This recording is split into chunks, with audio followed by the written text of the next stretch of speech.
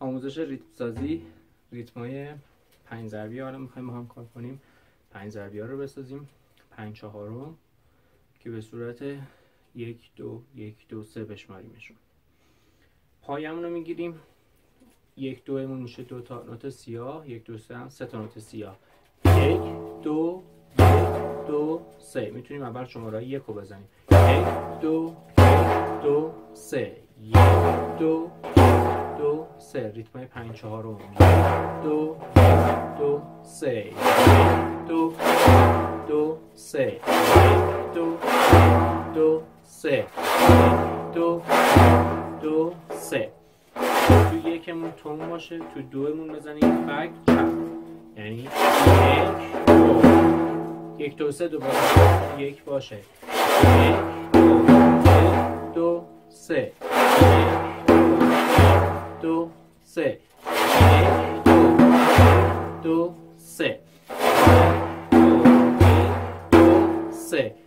دو رو هم بک میذاریم، میشه تون بک چپ تون بک. 1 2 3 3 2 3 3. جای سکوت میتونیم ریز پر کنیم. 1 یه توضیحی یه پرانتز خدمتتون بگم، این 5 ضربی رو باید اول تمرین 5 ضربی کتاب رو زده باشین، آشنایی داشته باشین، ریتم رو باهاش شمرده باشین، درک کرده باشین، بعداً بیاین سراغ این ریتم سازی ها. از که ویدیو رو نگاه میکنن حتما قبلش برین این تمرین کتاب رو بزنین، بعد بیاین سراغ این ویدیو ریتم سازی. خب عرض میکردم که توم بک چپ توم بک، شماره 3 هم ریز گذاشتیم براش.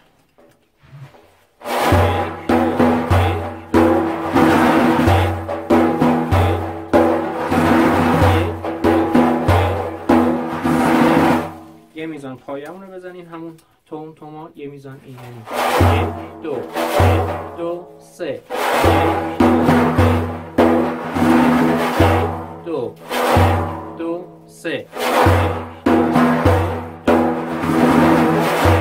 2 2 3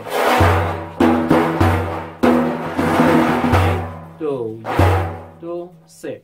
حلقه ها تعدادش دست خودتون هست، به سلیقه خودتون. اگر تو ویدیوهای قبلی نگاه کرده باشین ریتم سازی ها، عرض کردم خدمتتون که میتونین جایگزین کنین، کم و زیاد کنین. 2 2 3 2 2 3 2 2 3. میتونیم عوضش کنیم، بزنیم 1 توم 2 ریز، پس میشه 1 2 1 توم 2 بک 3 هم بک 1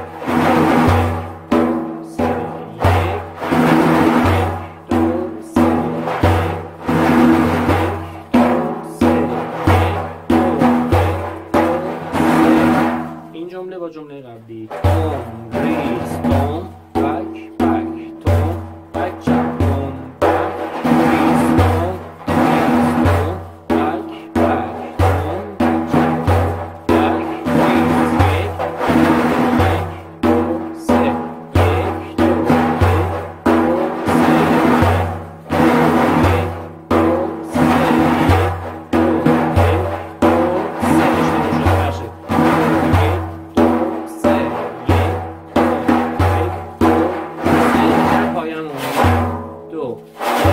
2 3 1 2 3. جمله بعدی میتونیم بزنیم تو 1 توم چپ، تو دوم بک چپ، پس میشه 1 2 توم چپ بک چپ 1 2 3 مون باشه 1 توم 2 ریز 3 بک، پس 1 توم چپ 2 بک چپ 1 2 ریز 3 بک 1 3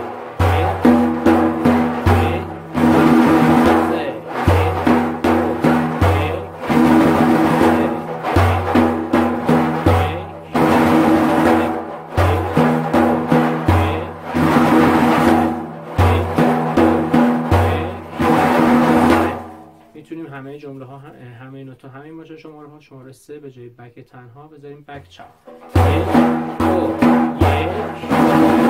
1 به جای بک بشه بک چپ،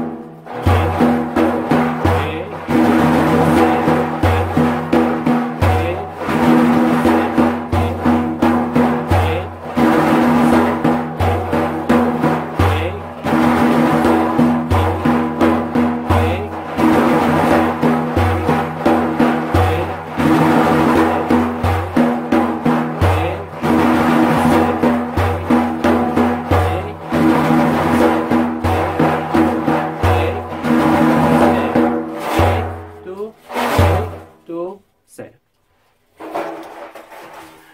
عرض میکنم دوباره خدمتتون باید اول تمرین کتاب رو زده باشین، بعد به این سراغ تمرین ریتم سازی و اینکه حتما بشمارین. شماره هم سلیقه‌ایه، میتونین هر جا دوست دارین سکوت بذارین، هر جا دوست دارین نوتا رو کمتر یا زیادتر کنین، ولی از قالبش چارچوبش خارج نشه. امیدوارم که ویدیو بتونه کمک کوچیکی بهتون بکنه.